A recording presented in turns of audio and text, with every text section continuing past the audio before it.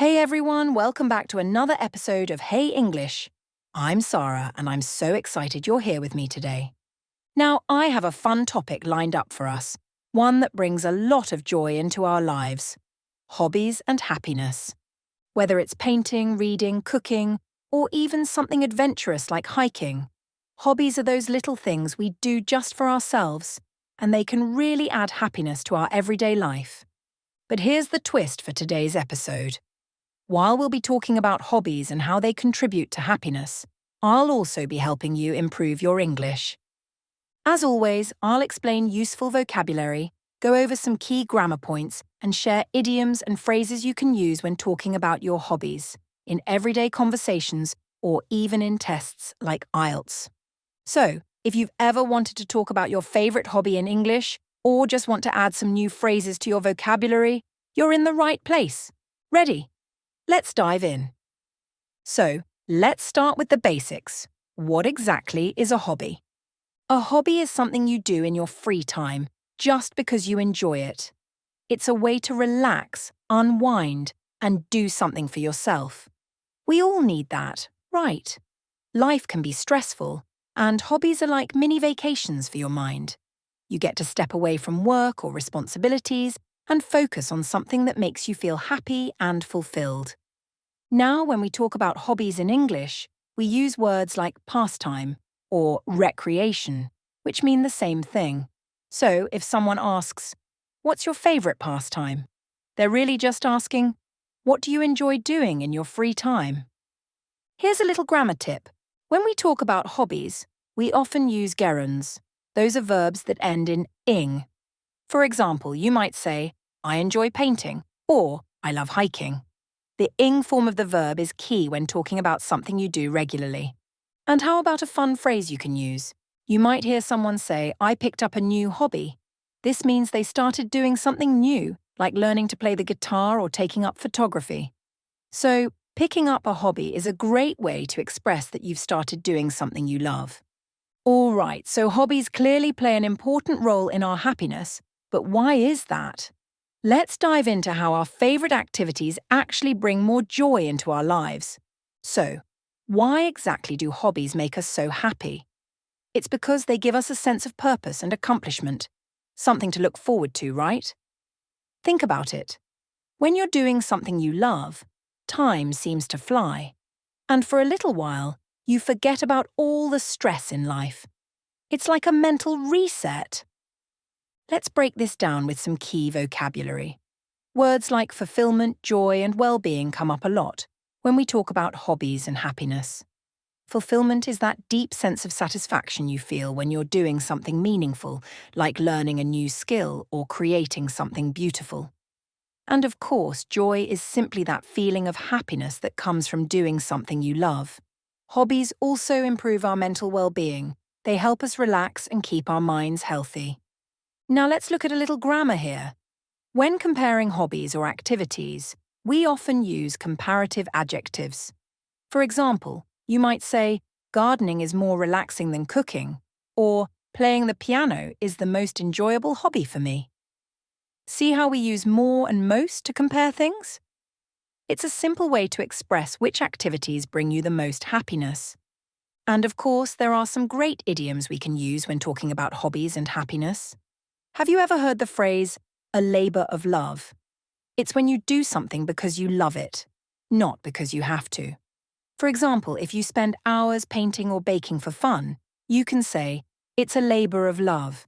Another fun idiom is finding your happy place, which means doing something that makes you feel calm and happy. You might say, "When I'm reading a good book, I've found my happy place." It's amazing how hobbies can take us to that happy place, isn't it? Whether it's something creative, physical, or even relaxing, hobbies remind us to slow down and enjoy the little things in life. Speaking of finding your happy place, let me share a little about my own hobbies. I've always loved reading. It's one of those hobbies that lets me escape into different worlds. Whether it's a mystery novel or a classic piece of literature, there's something about getting lost in a book that makes time fly. I can sit down with a good book and before I know it, hours have passed. Another hobby I've picked up recently is photography. Now, I'm not a professional by any means, but there's something so relaxing about capturing beautiful moments, whether it's a sunset, my morning coffee, or just the view from my window. It's like a creative outlet that helps me see the world a little differently. Plus, with social media these days, it's fun to share those moments with friends and family. What about you? Do you have any hobbies that make you feel the same way? Maybe you enjoy cooking, painting, or even hiking. These hobbies, no matter how simple, can bring a lot of happiness. And the great thing is, you don't have to be good at them to enjoy them. Here's a quick tip for when you want to talk about your hobbies in English. We often use phrases like, I'm really into, or I've been getting into, to talk about hobbies we enjoy. For example, I could say, I'm really into photography these days, or I've been getting into gardening lately.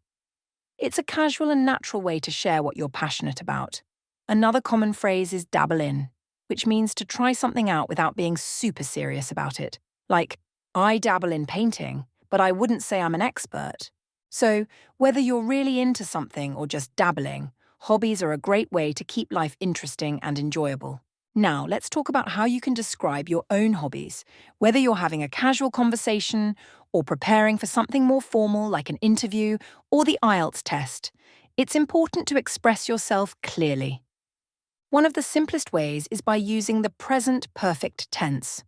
For example, if you've been doing a hobby for a while, you can say, I've been practicing yoga for 2 years, or I've been learning to play the guitar since last summer. This structure shows that your hobby is something you've been engaged in for a period of time and are still doing.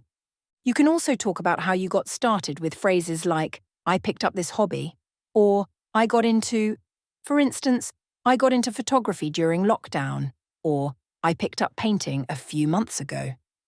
These phrases are casual but effective, and they help you explain how your hobby became part of your life. If you're really passionate about something, you can use expressions like, I'm passionate about, or I have a deep love for. This shows your enthusiasm and gives more depth to the conversation. For example, I'm passionate about hiking because it helps me clear my mind. And remember, hobbies are all about what makes you happy, so don't be afraid to share that when talking about them. Now here's something cool. Did you know that your hobbies can actually help you improve your English? That's right. Whether you're reading, watching movies, or even playing video games, you're already practicing the language without even realizing it. For example, if you enjoy reading, why not try reading books or articles in English? You can start with something simple, like short stories or blog posts about your favorite hobby. It's a great way to build vocabulary related to things you already love. Plus, when you come across new words, it's more likely they'll stick with you because they're connected to something you're passionate about. If you're more into watching TV or movies, try watching them in English. Even better, turn on the subtitles in English to help you connect the spoken words to their written form. You'll pick up on pronunciation, sentence structure, and even casual phrases people use in real conversations. And here's another idea. If you love photography, cooking, or painting, why not follow English-speaking influencers or YouTubers who share those interests? Not only will you learn more about your hobby, but you'll also absorb the language they use to describe it. It's like getting a double benefit, learning more about your passion and improving your English at the same time. So, the next time you're enjoying your favorite hobby, think about how you can use it to practice English. It's fun and effective. So, as you can see, hobbies aren't just a source of joy. They're also a great way to connect with others, challenge yourself, and even improve your English. Whether you're reading, painting, playing sports, or just exploring new activities, your hobbies are an important part of who you are. And the best part? You can talk about them confidently in English, using all the tips and phrases we've discussed today. Just remember, it's all about expressing yourself and sharing what makes you happy. So, don't worry too much about being perfect. Just enjoy the process and have fun with it. If you're looking for a way to start, why not pick one hobby you love and try describing it in English? You could even keep a journal or record yourself talking about your progress. It's a great way to practice and track how far you've come.